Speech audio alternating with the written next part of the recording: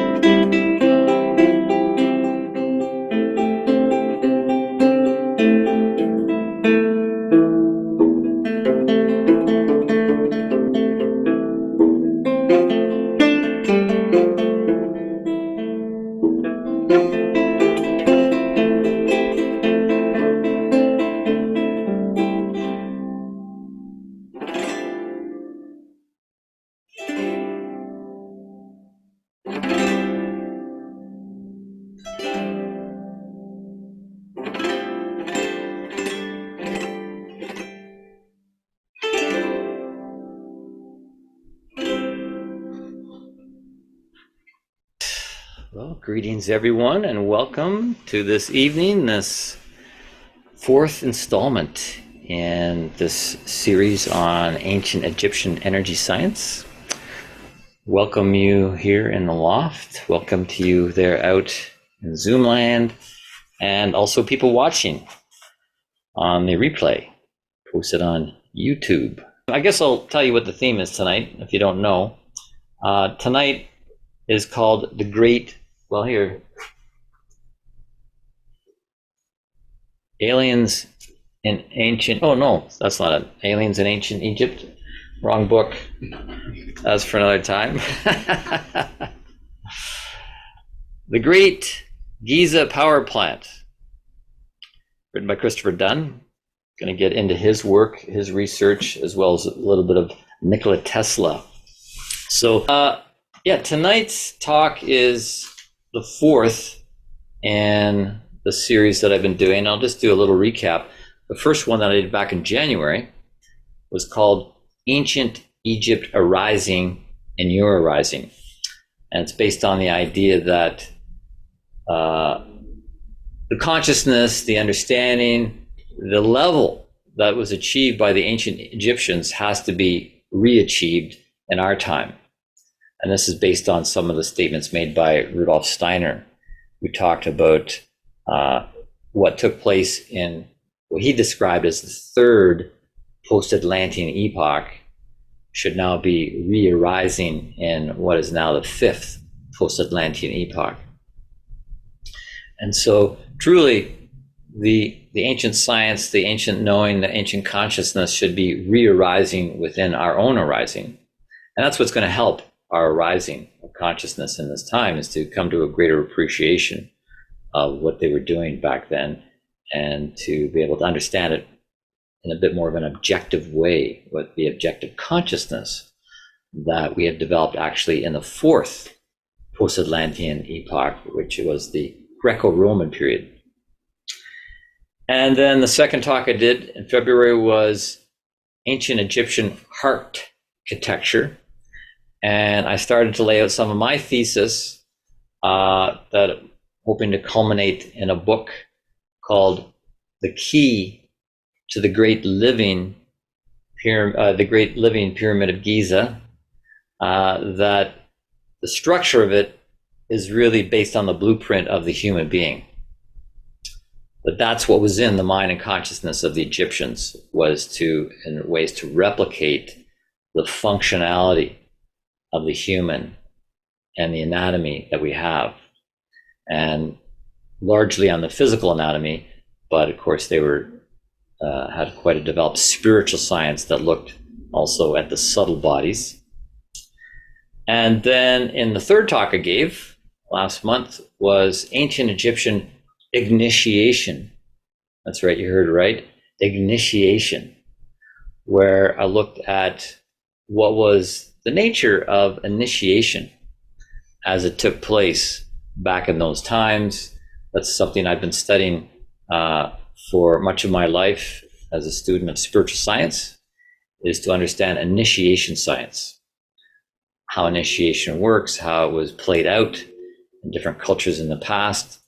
A very important aspect of culture in the past has become very unimportant in present times. So that's part of the regaining, the reclaiming of lost knowledge from the past, and bringing this understanding of initiation into our present time in a different form, of course. I wasn't saying last month that we need to go back, get in the pyramid or into the temples or into the older forms, but we need to understand the principles and now practice them in the modern world along with modern consciousness. That's what modern consciousness wants. It wants objectivity. It wants to have an understanding of things before it does things. And certainly we need to have this sort of understanding before we practice self-initiation. And so tonight, as I said, is focusing on the Great Giza Power Plant and the work of Christopher Dunn. But I'll just point ahead to what's coming next month in May. It's going to be looking at magical Egyptians and some of the magic that was practiced, their use of, quote, supernatural powers as it was applied in their work and in their living. And then the following month, June, it's based on the book by Robert Bauval. You may have heard of Robert Bauval. He's the one who wrote the Orion Mystery, which really was a big step forward in understanding the relationship to the pyramids on the Giza Plateau to power spots in the sky. Because we've got power spots in the earth, a lot of people don't realize there's power spots in the sky as well. He's written a number of books, which I've enjoyed, but I'm going to focus on this one called The Soul of Ancient Egypt, Restoring the Spiritual Engine of the World. The Soul of Ancient Egypt. And focusing on why there seems to be a suppression of this knowledge, why there is, as Graham Hancock puts, a war on consciousness, and it's so difficult to get some of this knowledge clear and correct and out into usage in the world. There seems to be something of a battle around this.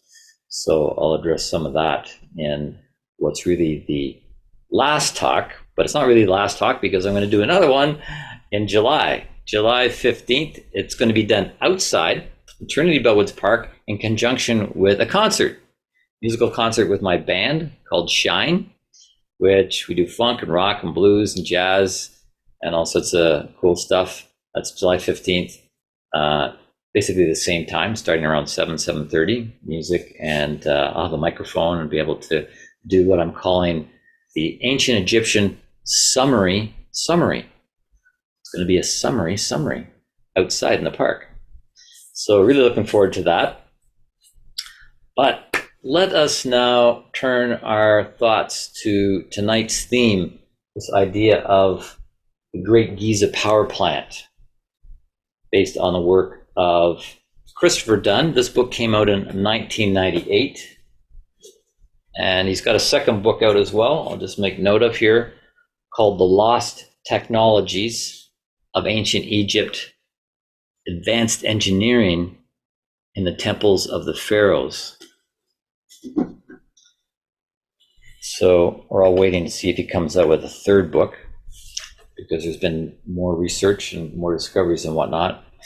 But Christopher Dunn, his background is as an engineer, mechanical engineer, working in space technologies, really advanced type of technologies, engineering, tooling, and things like that. So he's really got a background in this stuff. So he came to this quite honestly in his own questing for understanding when he started to read and see videos and documentaries about the pyramids of Egypt and things like that, where he was astounded at the precision which things were done back then, that outstrips what we do today.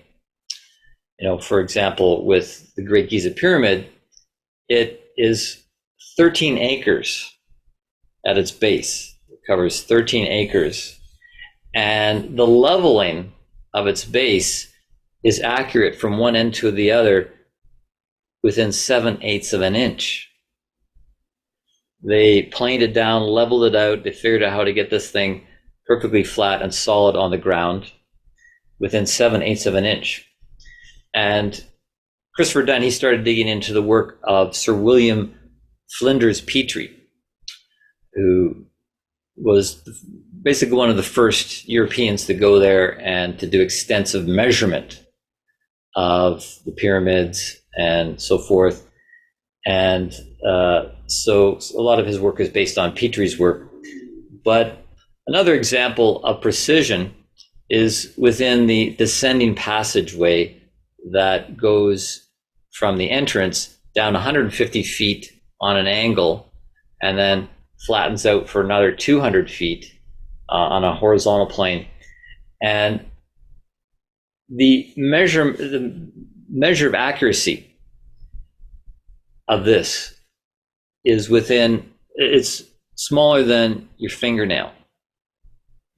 And I figured out why they wanted this descending passage so accurate is because the descending passage actually is angled to look up at the circumpolar star. Because one of the functions of this pyramid was to work as an astronomical observatory. And so you could go 150 feet down this descending passage, and it was so straight from 150 feet down, you could still see up to the sky and observe the circumpolar star, which is the part of the sky that doesn't move. Everything revolves around that. So that's a power spot in the sky, this centering point. So things like this really awakened Christopher Dunn in his questing, looking at this pyramid. The Great Giza Pyramid is precisely put together over 2 million blocks of stone. They've estimated 2,300,000 blocks of limestone, dolomite, and granite, weighing over 5 million tons.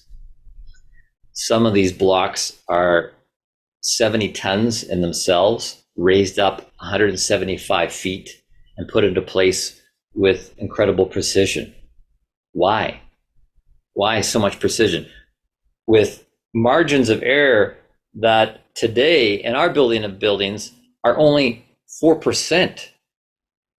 4% of what the Egyptians allowed for themselves in terms of tolerances of error. Tolerances of error, you allow a certain margin of error. Today's standards are only 4% of what the Egyptians were achieving in their time. So I'm actually going to put up something on the share screen here. Right here we've got this video.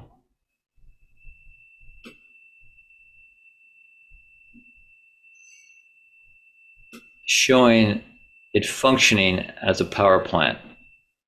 Yeah, this is basically the whole picture where there is this hydraulic ram pumping water from the aquifers below the Giza Plateau, going up this descending passage, going up what is called the well shaft. I'm going to break this down for you in pieces in a moment here, but I just thought I'd start with the big picture to whet your appetite. This chamber here, typically called the Queen's Chamber, here he's referring to it as a hydrogen discharge chamber. We'll look at that in a moment. Things are going out on this, what's called the horizontal passage here, and then up the Grand Gallery into what's known as the King's Chamber. Here you see these shafts going out of the so-called Queen's Chamber, the hydrogen discharge chamber. You've got shafts going out of the King's Chamber. Up here, he's got what he calls cosmic microwave background radiation coming in from the north, coming in the northern shaft into the King's Chamber, and then going out what he calls a maser. It's kind of like a laser beam, but a maser. Maser is microwave, whereas a laser is light. Right, so this is showing the idea that the Giza Plateau is actually over top of water aquifers that are fed by the Nile. So this is the resource for water. It's also a resource for vibration, and it's also a resource for really life force, which I'll talk about when I get to my theory. But this is a nice picture to have, to realize that beneath the plateau, here is the actual plateau level here, 13 acres. And then here's the entrance and the descending shaft. They dug down 150 feet into this, what they call subterranean chamber. His idea is that, at the base of the pyramid, it's tapping into seismic energy or telluric forces. Telluric means forces of the earth. And the earth is, well, for one thing, the water table goes up and down. And the aquifers would fill at some times of the year when the Nile flooded, and at other times of the year they would empty out. And this would cause vibration. The moon phases, of course, affects the rise and fall of water in the earth. And he says that even the crust of the earth will go up and down as much as a foot with the pull of the gravitational force of the moon and the water that is affected by that. It also says there's 1 million earthquakes a year on Earth. So the Earth is alive in terms of, well, just in terms of mechanical movement. It's alive and moving and happening. Whether it's alive as a soul being is another question, but it's certainly alive in terms of movement. And so these crests and troughs of seismic energy create an amplitude which he felt could be tapped into. These shock waves is something that could be tapped into that would then be used as power. That the vibrational energy would then be transformed into sonic energy. So I don't have any diagrams for that, but there's a lot of research that's been done by acousticians who've gone and recorded the pitches in the various parts of the Great Giza Pyramid, echo, and so forth. Long and short of it is that it is an incredibly precisely tuned instrument. You could call it a cymatic machine, if you're familiar with cymatics, developed by Hans Jenny, where form and vibration go hand in hand. That form can detect vibration, and vibrations can give rise to different forms. So I'm not going to go into much of that now, but if you want to go further with that, there's lots of research out there. One person I do recommend is John Stewart Reed. I've done some training with him. This is a PDF I was able to acquire online. He's got a number of PDFs. You've got, this is called Egyptian Sonics. And they knew what they were doing with sound. They knew what they were doing with vibration. They had sensitivity to subtle energies that we've lost. We've lost while we've acquired other capacities, like objective consciousness and ego-based consciousness and things like that. So it's always a trade-off in evolution. You can't have everything at once. The pendulum swings, but the pendulum needs to swing now back to some of what the Egyptians had in their time. We need to integrate more and more and more as we build ourselves up as evolutionary beings that are consciously taking our own evolution into hand. So, Christopher Dunn's talking about how mechanical energy, thermal energy, the magnetic energy of the earth, the electric energy of the atmosphere, chemical energy, even nuclear energy, all produce vibration and sound. They can all produce some sort of force that can move things. And so he's saying this is what was going on in the mind of the Egyptians, was to tap in to these naturally occurring sources of energy and transduce them or transform them into something else. And kind of to put it in a nutshell, that the design of the pyramid, the measurement of things and the way it embodied pi and phi, and which is the golden ratio and Fibonacci sequence and all of these things, the math that went into it was to create a scale model of something that was a harmonic or an integer of the earth itself, which a lot of Egyptologists have a hard time wrapping their head around, that these ancient people had any sense that that the earth was even round. Then they think it was flat, and that the sun was just a disk and it would go under the earth and back up the other side. This is the kind of perception we have of these people in the past, that they were kind of and superstitious. But as we get more and more evidence, we realize just how advanced they were. And to contextualize that, maybe just more tapped in. Maybe all the stuff about gods wasn't just superstition and mythology. Maybe they really were tapped in. And I'll get into that in the talk next month when I talk about the magical Egyptians. And, if you look at the hats and the kind of headpieces they wore, was that just like a fashion statement? Or was that literally allowing them to have greater cosmic connection, which we have lost? So, somehow they had knowledge of the size of the earth, the size of its circumference, and all that, and they embodied it in the measurements of the Great Giza Pyramid.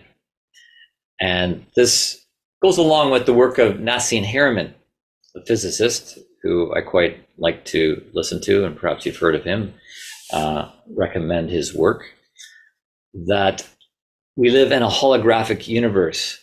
And so everything is kind of a scale model of everything else. Everything has something of the larger in it, but then scaled down. And so not only was the pyramid mirroring the dimensions and the properties of the earth, but also the human, that the human is also a scale model of the earth. I know we don't look like the earth, we look more kind of like animals and animal skins, and we don't look like pyramids, but we are all really related in certain ways. The earth looks different from a pyramid, the pyramid looks different from a human, but we're all holograms of each other.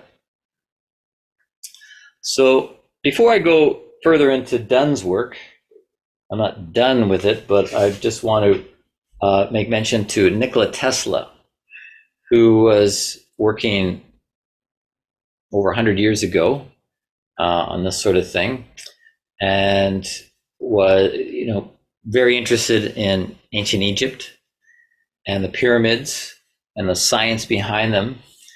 And so he was developing his own ideas with the view of developing wireless communication technology to send sound wirelessly, which we've got now, right? We've got now with smartphones and things like that. But he was onto this 100 years ago, basing some of his research on the pyramids. And he then was also working on developing technology to send electricity wirelessly, and had undertaken to construct what we call now the Tesla Tower, which was located at Wardenclyffe, Long Island, and was on the path to create something that would transmit electricity wirelessly, basically working with the Earth's magnetic field, and patented this thing to create revolving magnetism that would then draw in electricity from the atmosphere, amplify it, and then transmit it wirelessly to other parts on the Earth, or a form of free energy. And everybody's talking about free energy these days, and yet nobody really knows exactly what Tesla was doing, or even how successful he was in doing that, because he never got to complete his research and the development of his Tesla Tower. You're probably familiar with the story. There's a lot now you can see on the internet about how he was being sponsored by JP Morgan, had tons and tons of money from other projects he was doing. And he was also funding Edison. But it became kind of a battle between Tesla and Edison. Tesla was developing alternating current electricity, and Edison was developing direct current, DC. And as the story goes, and I'm not sure if it's as black and white as this, but because Edison's version required the use of wires and hardware, JP Morgan decided to fund him money and pull the plug on Tesla's work. Also because JP Morgan was going to make money off of selling wires, and he also was invested in rubber that was used for insulation of wires, and he was invested in railways, so all the transportation thing would make him money. Whereas free energy, you're not going to make a buck off of that, I guess. But he died impoverished, and apparently he never got to the point where he was able to fully get his tower operational. There's a biography about Tesla called Wizard, and it tells about how he ran out of money after JP Morgan withdrew the financing, and he had this tower that was somewhat functional, but he didn't have it fully operational, and the utility company was about to cut him off because he wasn't paying his electric bill. But what Tesla did, kind of out of spite, was he locked the lab, he left, but he turned on the power so that the tower that was there was creating lightning bolts for days, and they couldn't turn it off for a few days. It was just like sparking. out there in Wardenclyffe, Long Island, until they were able to dig down and find out where it was drawing its power from in the earth and the underground feeds. So I think that's kind of a funny story. He kind of got the last word on that. Okay, here's a good picture showing, first of all, there's the telluric currents coming up from the earth, this resonance coming up from the earth. And the idea is that the pyramid could transduce or transform. It could capture these telluric vibrations that were happening. Here's another diagram showing like compression waves that were coming up and hitting these two chambers, the so-called Queen's Chamber and King's Chamber. So you've got these vibrations coming up. So yeah, from the subterranean chamber, there's vibration being brought up. We've got the feedback mechanism here between the descending chamber and the ascending chamber. All right, so here's where the action is taking place in what he calls the reaction chamber, where essentially he's saying that these two shafts, the north shaft and the south shaft, that chemicals were being put in to cause a chemical reaction or a mechemical.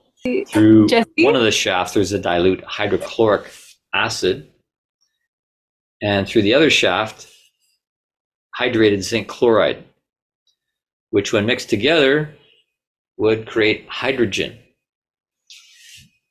Hydrogen is something that's quite ample in the universe, kind of a primary chemical that's in the universe, is being created in this reaction chamber. And some of the proof of that, there's a lot of different factors, and I won't cover them all, but one of them is that they've discovered incrustation of salt on the walls of this chamber, which is a byproduct of when you have a chemical reaction that creates hydrogen.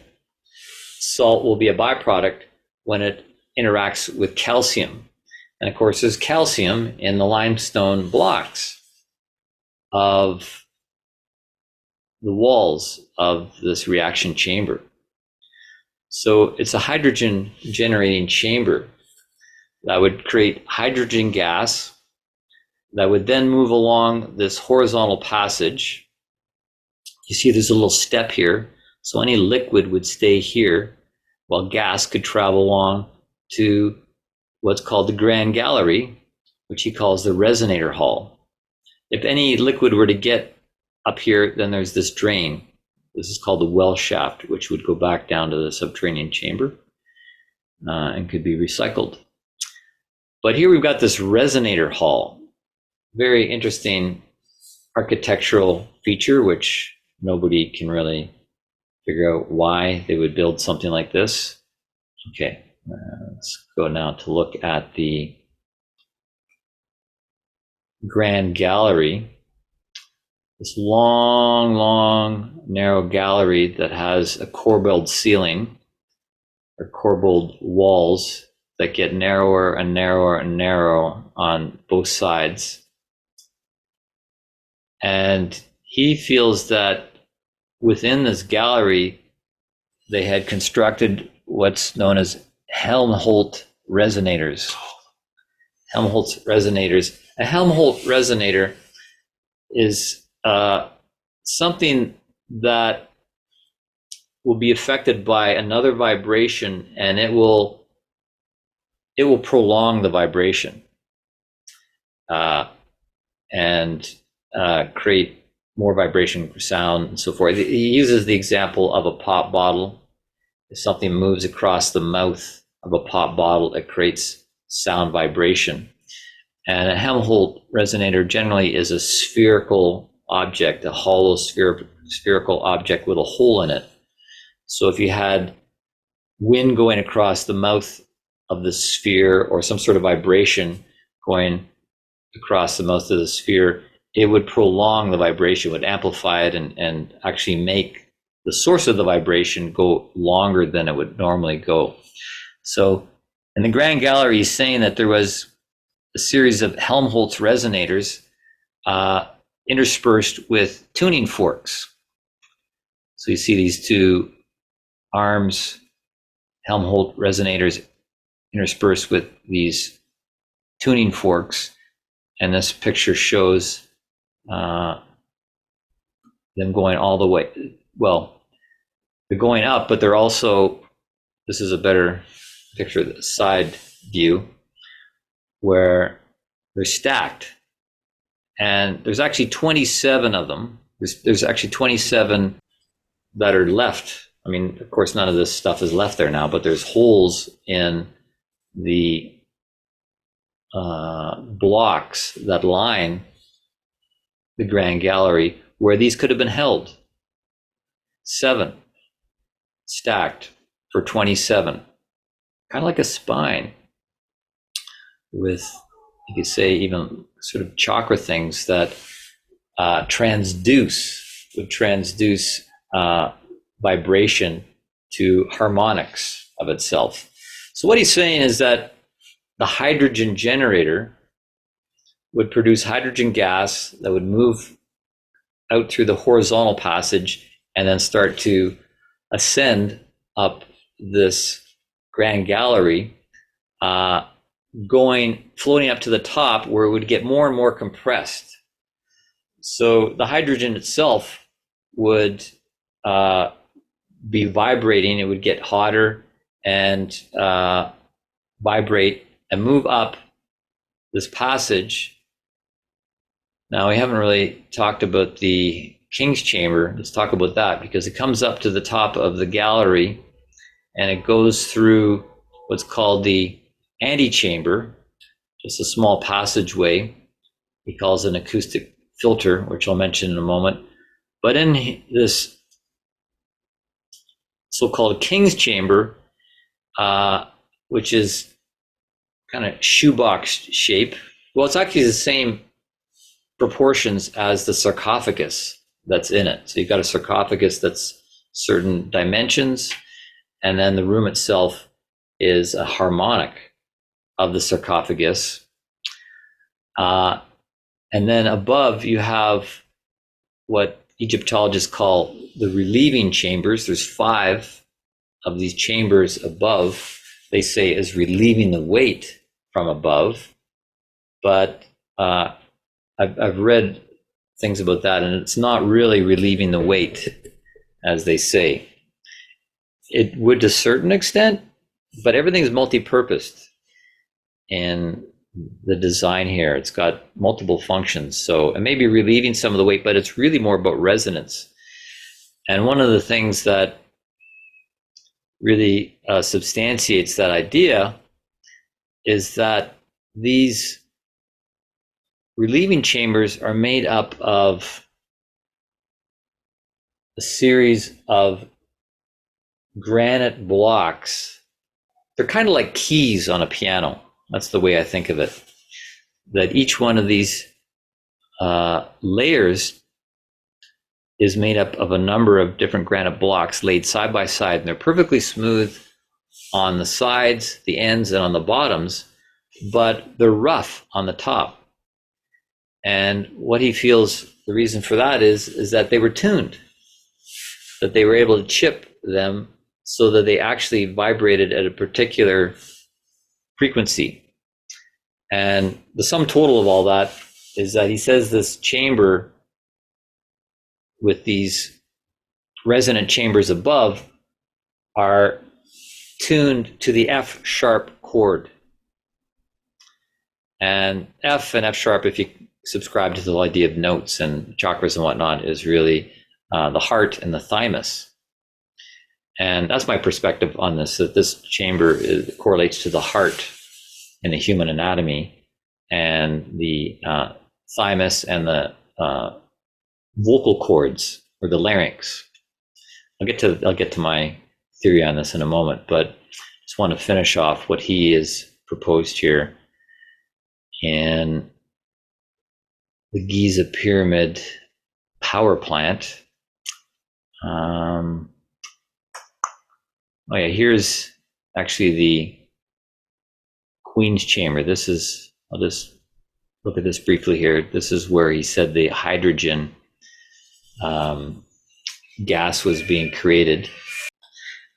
And he says you can see the staining, you can see the burns from hydrogen explosions and whatnot taking place, which he says ultimately was what caused the whole Giza power plant to go defunct, that they pushed it a little too hard and caused a mega explosion within it that blew out the walls in the king's chamber by about an inch, which that's pretty significant. King's chamber is lined with granite blocks.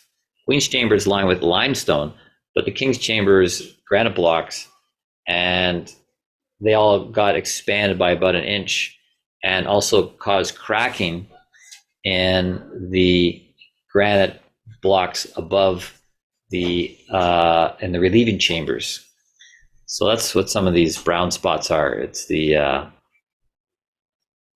from the hydrogen being generated.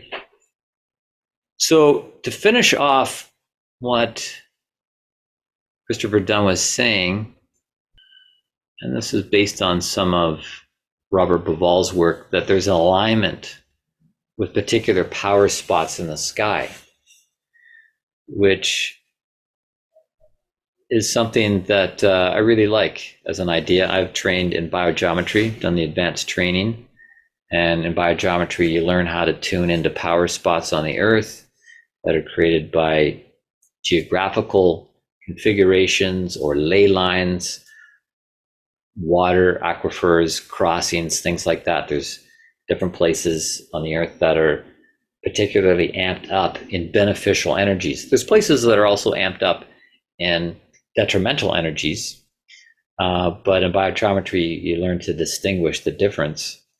The people of old, they had knowledge of this with their dowsing and using their rods and pendulums and whatnot to tune in to these subtle energies, and that's why a lot of architectural wonders, temples and castles and monasteries and whatnot are positioned in particular places because of power spots on the Earth. But there's also power spots in the sky. And so, some of Robert Bauval's work is gone, his book called The Orion Mystery, which I showed earlier, is talking about the alignments with Orion's belt. The three smaller pyramids on the Giza Plateau are lined up with the three buttons on the belt, and the star Sirius, which is equated to Osiris, the god Osiris, very important in Egyptian architecture mythology. This is a 30-second video. All right, that's showing how the telluric forces of the Earth are being tapped into because the pyramid is based on a power spot on the Earth.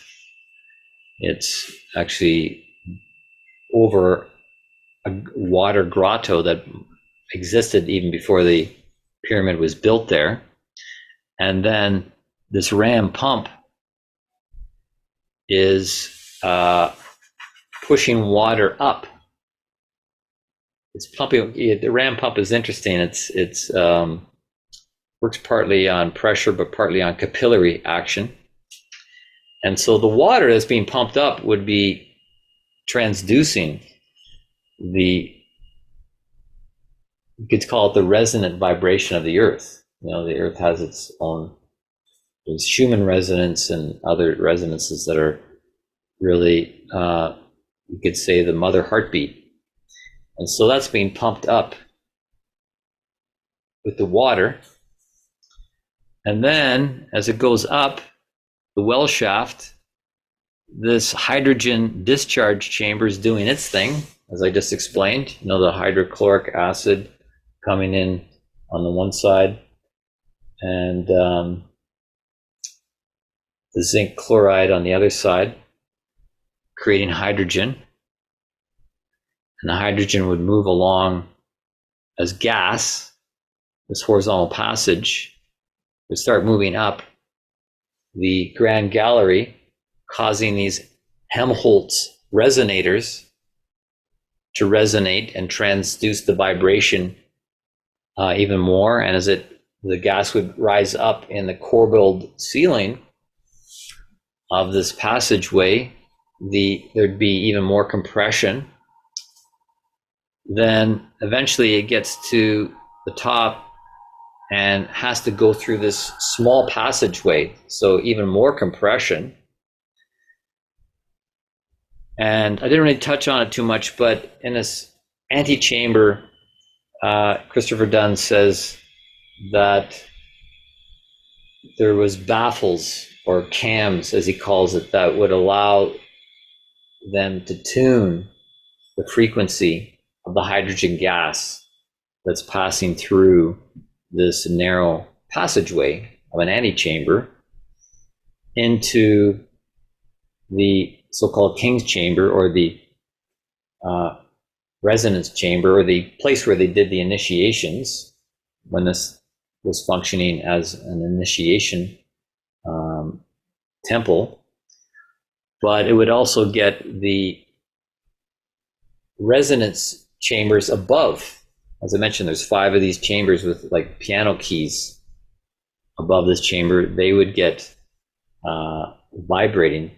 So there's all this vibration, which he says is actually being transformed into electric power,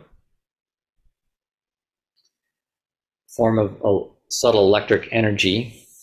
And then at the same time, because the Earth is constantly being bombarded with cosmic microwaves, they'd be bombarding the pyramid and entering in through the northern shaft, this narrow northern shaft, being brought down, and he says actually shot through the sarcophagus. That the sarcophagus, I didn't really mention it, but he says it looks like the sarcophagus has been machined very finely with some sort of machining tool, not just chipped away at with copper, knives and whatnot, as the Egyptologists think, but that they might even been using rotary blades that were being powered through the electricity they were generating. So the sarcophagus in the middle of the King's chamber is actually a little bit concave on the ends, which would act to transduce and amplify the cosmic microwaves coming in. I was going to show a picture. I won't show it, but I'll just tell you about how cosmic waves were being transduced through the sarcophagus. It would come in the northern shaft and out the southern shaft, passing through the crystalline body of the sarcophagus, which must have been a trip when people were being initiated in there, lying down, and people even now experience pretty trippy stuff when we go there as a tourist and lie inside the sarcophagus. But then the end of it all was masers. A maser would shoot out the southern shaft. What was that? A maser beam, which is a microwave beam. A laser beam is a light beam, but a maser beam with an M is a microwave beam.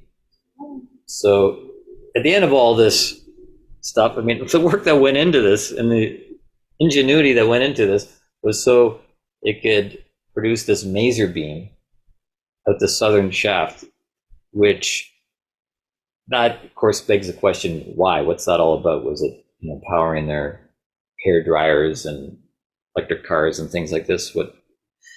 There's really no proof of any electric appliances they had. Unfortunately, there's no like smoking gun that says, okay, here's this looks. I mean, there's bits and pieces. Was Pardon me? that serious? Pardon me? That a maser beam was Aimed at Sirius? Well, yes. That's the thing, is that this was shooting back into the universe. So, Christopher Dunn kind of stops short at getting too spiritual about it or mystical about it, but rather, saying that this became a source of energy, right, that they utilized to power things. Well, that's my question. Power what? Well, that's the question. Power what? And there's evidence of power tools that they used for cutting blocks and very precise machining of things. That's really inexplicable any other way than to say that they had, power machinery going on. They weren't just chipping away with copper tools. But the Egyptologists don't acknowledge that? They don't. The Egyptologists really keep away from this sort of thing and stay to the idea that this was a tomb for a pharaoh. That's it. But then when you ask them, well, what's all this stuff about? They don't really have an answer. But Christopher Dunn has come up with quite an amazing theory around this. Now, I could add just on top of this that, okay, maybe this maser beam was assisting the afterlife journey of a pharaoh who had died, to direct, the soul, the Ba, of a pharaoh, a king who has passed away, back into the realm of Osiris, which is associated with the star Sirius. Or, to build on what I was saying last month about Egyptian initiation, that their initiation ceremonies were to ignite something, and you can see something's being ignited here.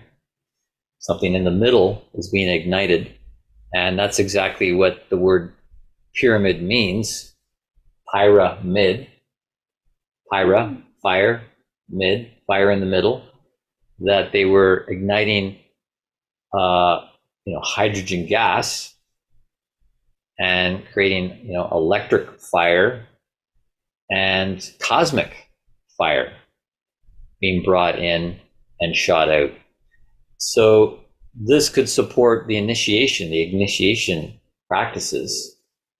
This is really high end. This is, goes a long way from just sitting in a cave and meditating.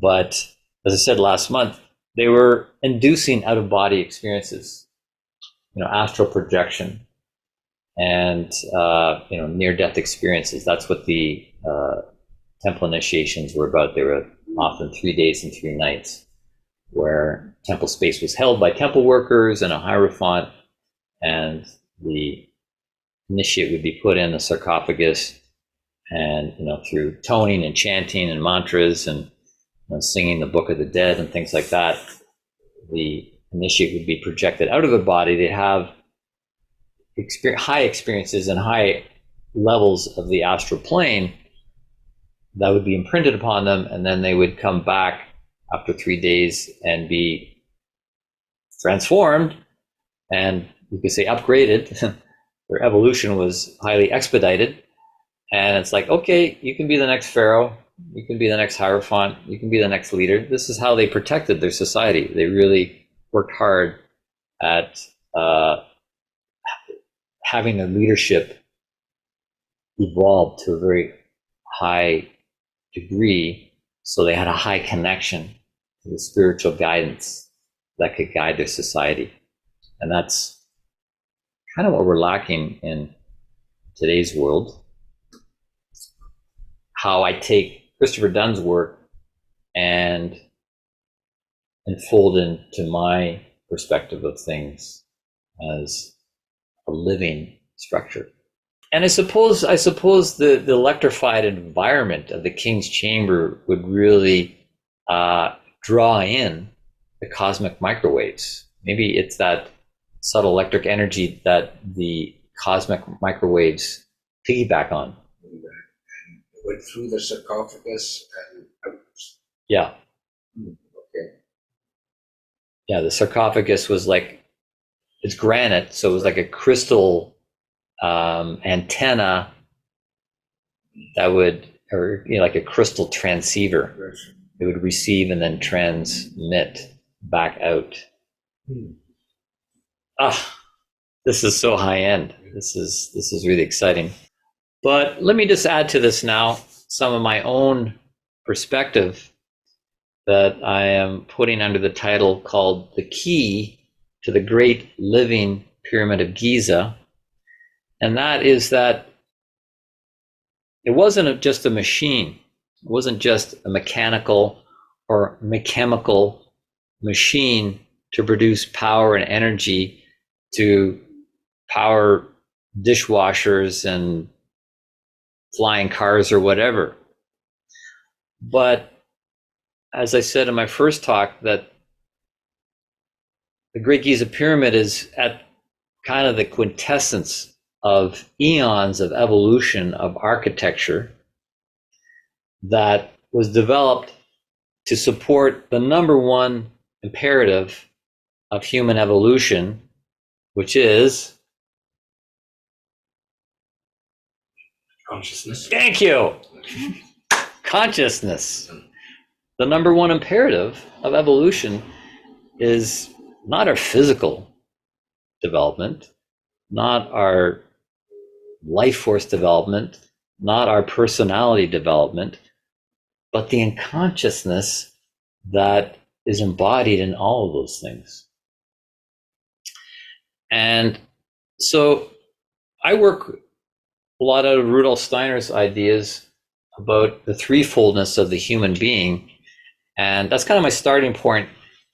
And looking at the pyramid, that the human is threefold, that we have a head that houses our brain and the nervous system that runs through the whole body. And then we have this chest area that is heart and lungs. So that's housing our circulatory rhythmic system. And then we have this third region, which you could call the generative region, where we've got our metabolic organs and our sexual reproductive organs. So they're generative. And we also have limbs. They're doing something. This is where the real willpower is. And so that's the human. The human is this threefold being. And likewise, this Great Giza Pyramid, all pyramids really are threefold in that there's a base that connects to the earth, power of the earth. And then there is the head, that's pointed up and, connecting to higher things. And then in the middle is this heart region that,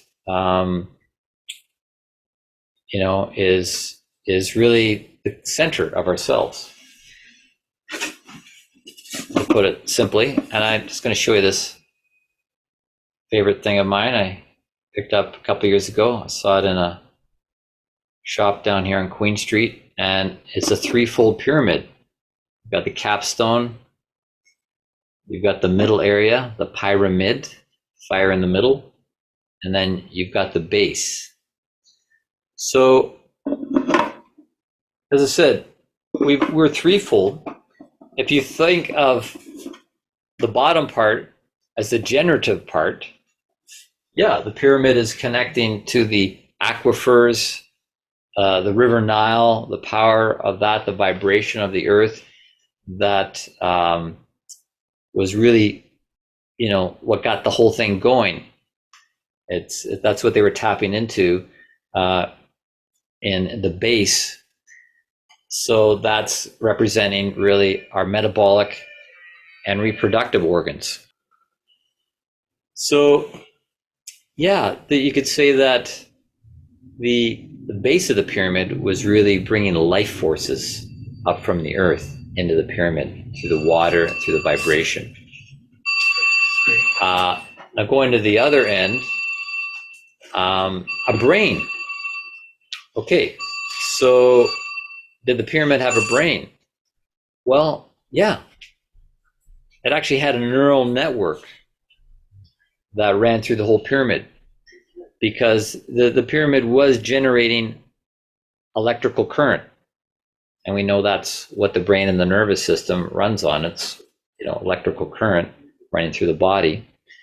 And so the various features, electricity was being produced. And I didn't mention this thing called piezoelectricity, otherwise known as mechanical electricity, that's produced when you have pressure and weight.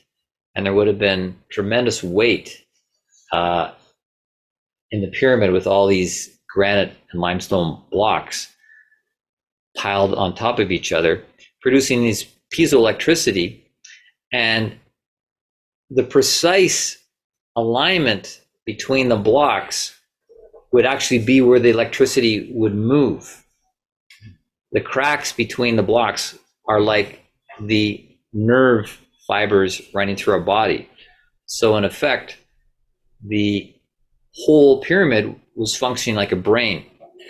So we got the generative forces from below, we've got the electrical forces running throughout as a brain, and then in the middle, where there's this, the pulsing that's going on, the resonance that was being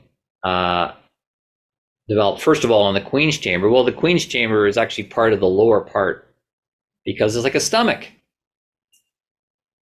They're putting acids into this Queen's chamber, and that's what your stomach's doing all the time. You put in your peanut butter sandwich in there, and you throw acids at it, and you break it down, and then you release that energy, and you turn that energy into something else. So that's then moving up into the heart. The gas is moving up into the heart. It's creating pressure, blood pressure, and so forth, and pulsing in the heart. And I'm going to kind of stop there with the description, because I'm going to do a whole chapter in my book called "The Heart is Not a Pump," because we really don't understand what the heart is doing. And we've reduced the heart down to this idea that it's just a pump that's pumping this liquid through the body, but the heart is much more than that. There's an intelligence there, for one thing. But the point I want to make is that it's not just pumping stuff out, it's actually drawing things in. And that's the cosmic, what Christopher Dunn calls cosmic microwave background radiation. But in essence, it's really cosmic intelligence. Cosmic intelligence is bombarding our heart center all the time.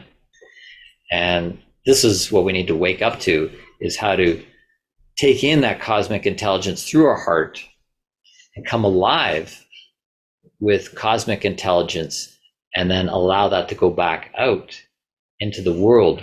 We are the new Great Giza Pyramid, to be the transducers of this bombardment of cosmic intelligence. We need to take that bombardment and embody it, and then put it out into the world in a meaningful way that has us connected to the earth at the one end, forces of the earth and the forces of the cosmos, the power spots of the cosmos, to embody that in our evolution to, the number one imperative of them all, which is the development of consciousness. So this is why I'm saying that it was a living organism when it was functioning. And when I say living and alive, I don't mean necessarily in a biological sense, although there was some of that there, which is, but we've reduced the idea of life to just being biological, right? That, something is alive if it's got biological life, and then eventually it will die biologically, and that's the end of it. And that's what our modern science has reduced life down to. It's just biological life. But the ancients really believed, I mean, this is obvious, you study Egyptian religion and really all the religions of the world, they believe that life went on after death. Even after death of the biological organism, there was still something alive that had consciousness, that had presence, that had beingness. You could say the spiritual life. So when I say that the Great Giza Pyramid was alive, when it was functioning, the threefoldness,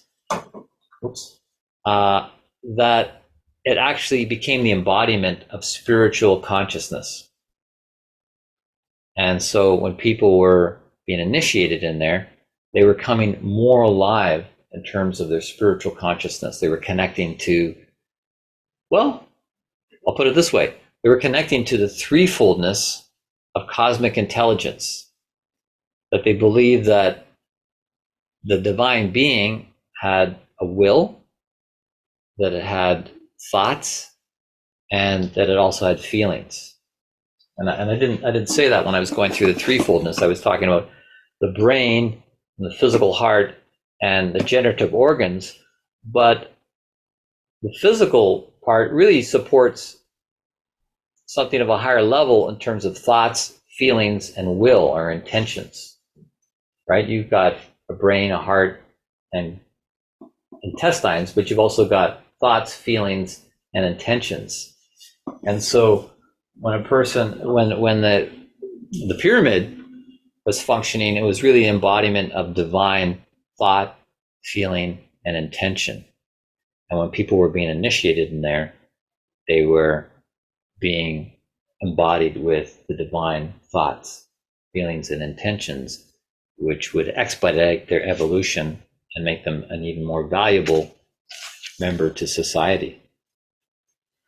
So that's kind of the wrap on it. Well, yeah, it all kind of gets worked out in you know, if the divine has will and something of a metabolic function to it. We have metabolic function. I didn't mention that, but I should mention there's the catabolic and the anabolic aspects of metabolic. The catabolic is breaking things down. Anabolic is building up. So metabolic, you know, when you put your peanut butter sandwich into your stomach or into your Queen's chamber, all this catabolic activity happens to break it down into its constituent parts, and then it takes what it needs to build up, to continue building its structure and its beingness, and it eliminates, you know, the catabolic aspect that's discharged. So you're saying, what parts do you keep? Yeah, some parts you get to keep, and other parts you don't want to, because, you know, like Tesla was working on developing wireless communication, but these pyramids are antennas that allow for communication, global communication on a higher level. I believe that too. I've read about this. Yeah. Absolutely, no question. So people in different parts of the world that had never met, you know, we're talking thousands of years ago, were actually in communication, connecting consciously, kind of on the group soul level. And the presence of pyramids heightened that ability because they're transceiver antennas. This is why these vertical edifices are being built, because they emulate the verticality of the human. We're growing up and growing down to be these conduits between the cosmos and the earth. And so as we do that, we do actually connect more spiritually to each other. So, you know, the leaders and the hierophants and the you know, the masters of society would be able to exchange ideas. I mean, that's even proven today. You know, a person gets an idea on one part of the planet, somebody else is getting the idea, because it's all connected and we're working together. You know what I think? I think the next step in evolution is to realize each one of us is a power spot.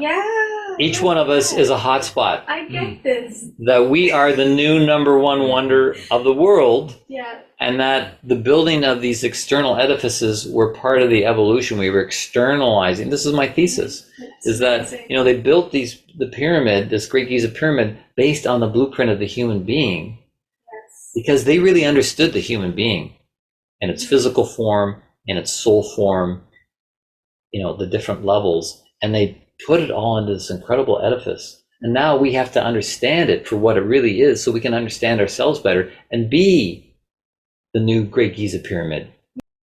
Yeah.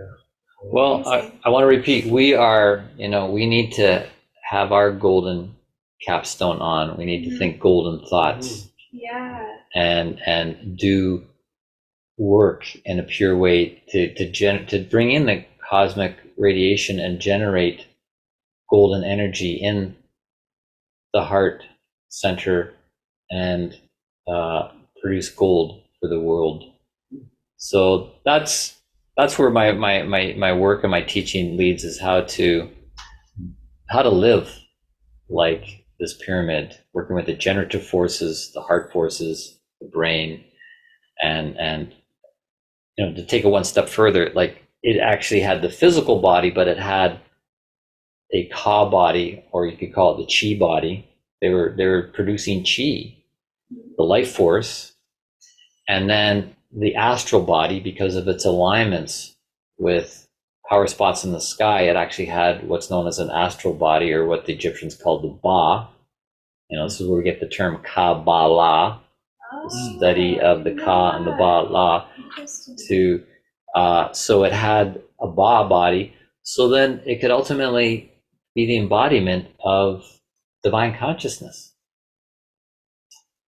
That's what we're shooting for. The series of talks is part of a fundraiser Yeah. for me to go to Egypt for my first time That's amazing. this fall. Amazing. I've booked in for a tour in September, You'll love it. and to do research and Amazing. work on the material for this book. So Nice. these evenings are free, but I do have a basket over there for anybody who wants to contribute to the Put Awesome. Indiana Jesse in a Pyramid Fund. Cool. So you can contribute there, or I also have an online GoFundMe campaign. How do we find you online? How you can find me online? Well, I have a website, What's your website? www.powerforconsciousliving.com. That's how you find me. This is going to be a threefold pyramid meditation to connect you to those three aspects of your, not only your physical body, because the physical body is really just an interface for these forces of the Ba, or the soul, thinking, feeling, and will. So let's start with a little bit of kora music.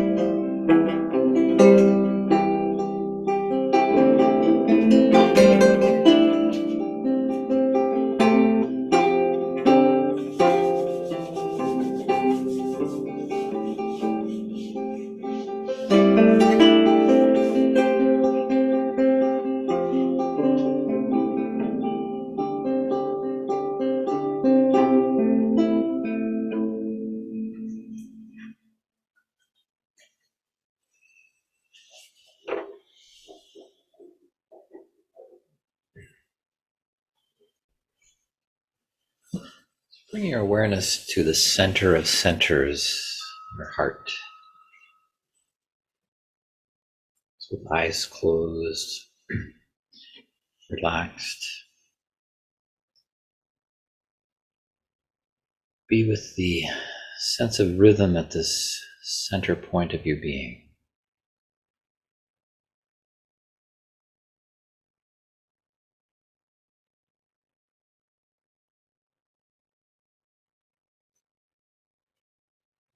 Allowing each cycle of the breath, bringing further inward in your consciousness more into embodiment and into appreciation for all that makes you, you.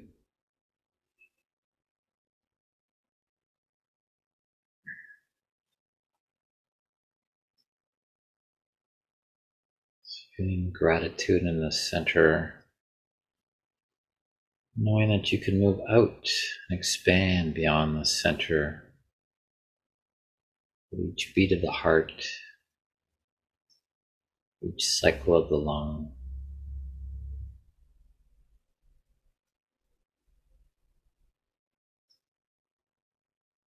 And so we'll allow our awareness to move downward from the heart, down into the belly,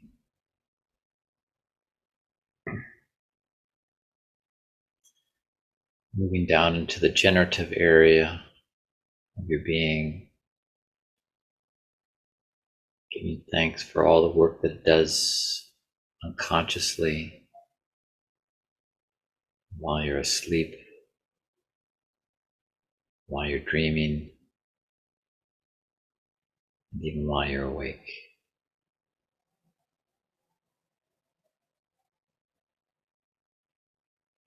Just giving thankfulness to all the organs that work to generate life,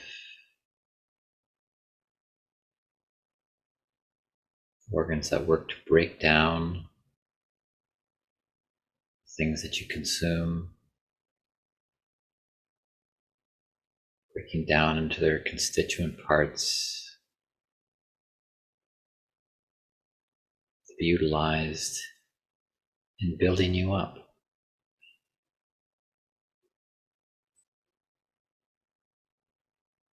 Thank you, thank you.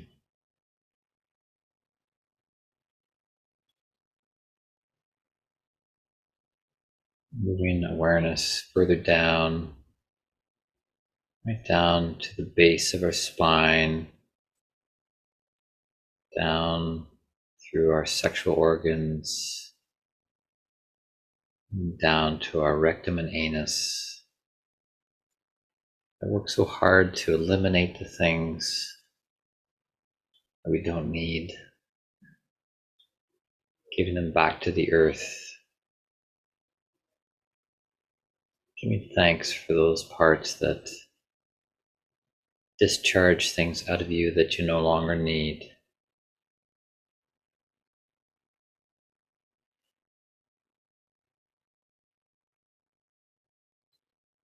Just feel a sense of letting go of things you don't need, things that don't add to your life. Thank you and goodbye.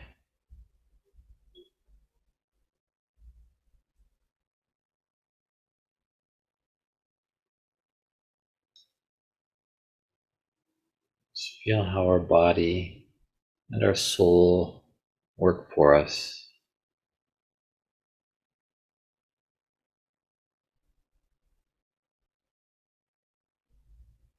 And discharging what we don't need. And then conversely, taking in new things that we do need. Feel that connection to the earth, the source of all nourishment. Connecting with gratitude, drawing up as if magnetically drawing to ourselves that which we need.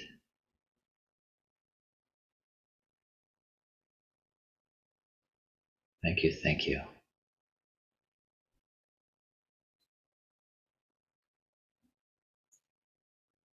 Drawing up energetically, magnetically, to fuel the electricity of our existence. We turn on our light, bringing awareness again back up through the belly, the generative region of our physical organism, the will part of our soul,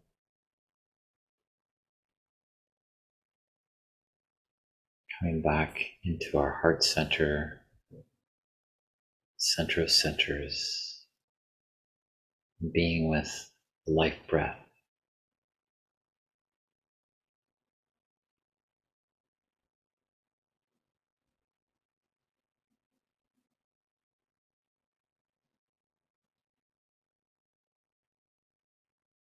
Just being in gratitude for how it maintains this cycle and circulation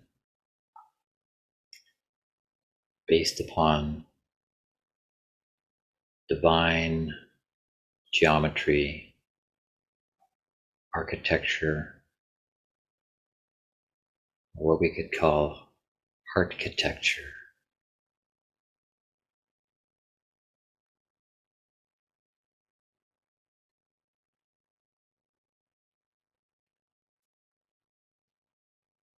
Just feel the warmth, fire in the middle as it draws from the earth below through the generative organs that produce heat, fuel, pressure, all the things that support the heart as a cosmic transducer.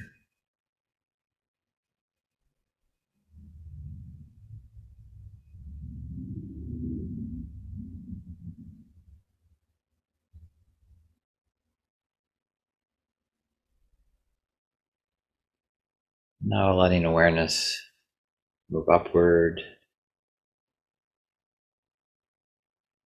moving up towards the capstone of our pyramid,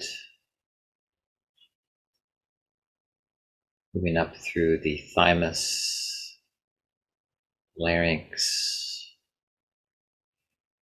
voice box, resonating chambers, coming up into the head, the brain center,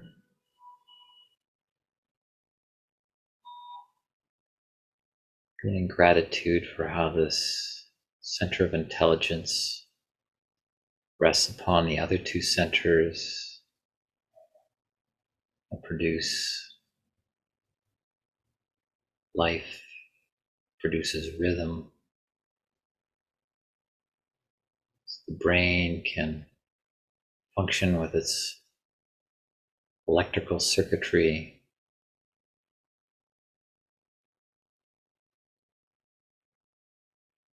electricity running throughout the entire body,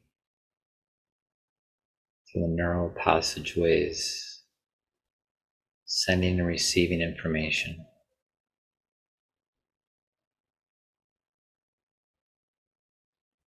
And likewise, the electricity beyond the physical head, beyond the physical body,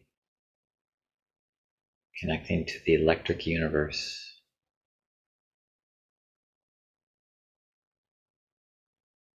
The divine mind.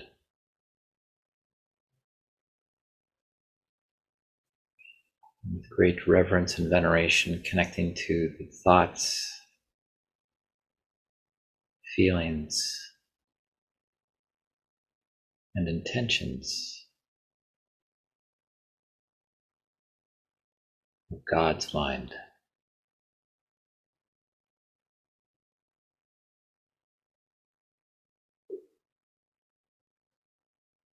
Thank you, thank you.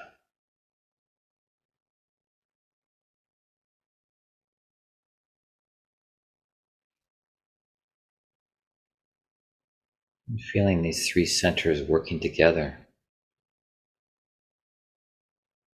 in harmonious union.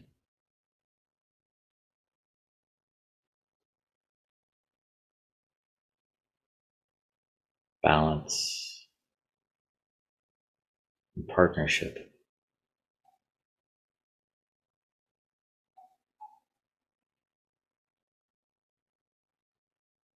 These three centers working as one, that they may connect with the oneness of the all.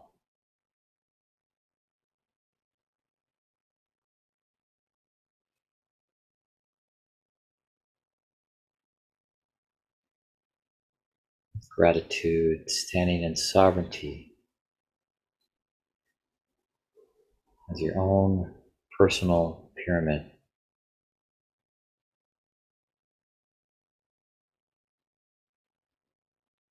The new number one wonder of the world.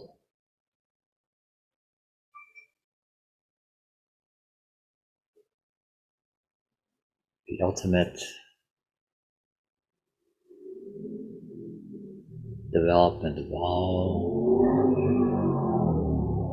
evolution and ingenuity and architecture that has gone before.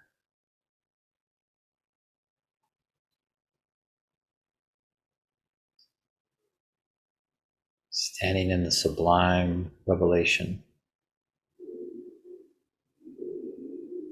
that your destiny is to be the embodiment of the oneness of the all.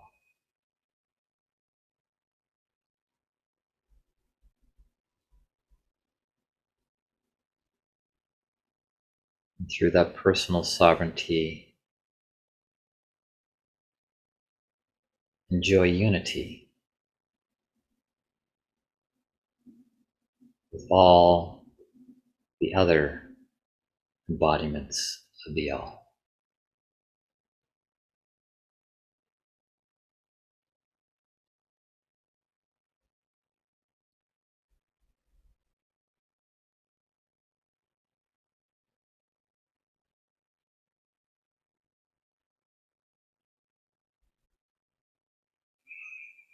To live into the mystery of eternity, of what you have secured within your consciousness today will endure forever.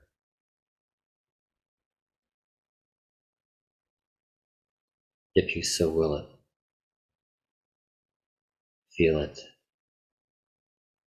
and think it.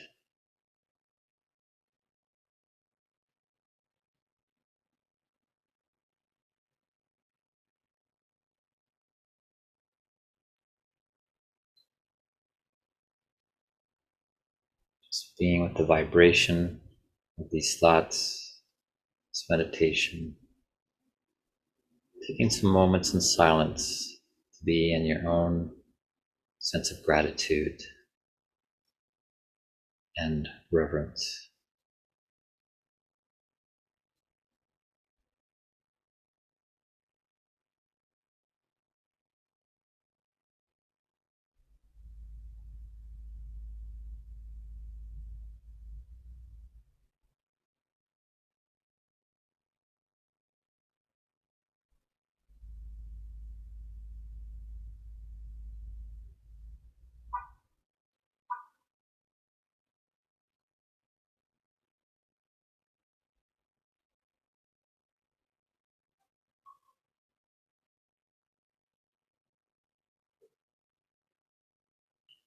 And then to join ourselves together vibrationally in the spirit of what so many spiritual cultures have practiced, the sound of creation, some variation of Om, Amen, Amin, Atam,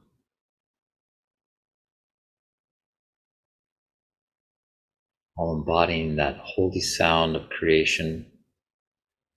Let us close by chanting Om 3 times together.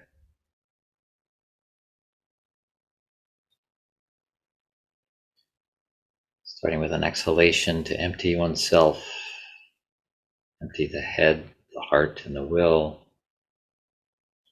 The in-breath intending to embody that creative force.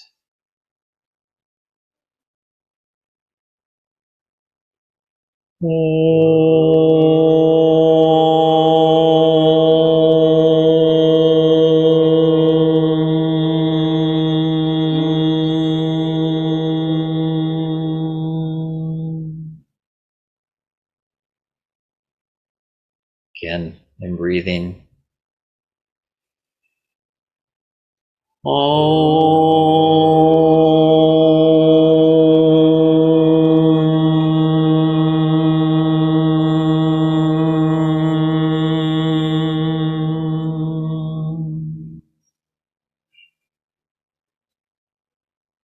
Once more, breathing the cosmic force, cosmic microwave background radiation, as Dunn calls it, through your northern shaft, and then sounding it out through the southern shaft.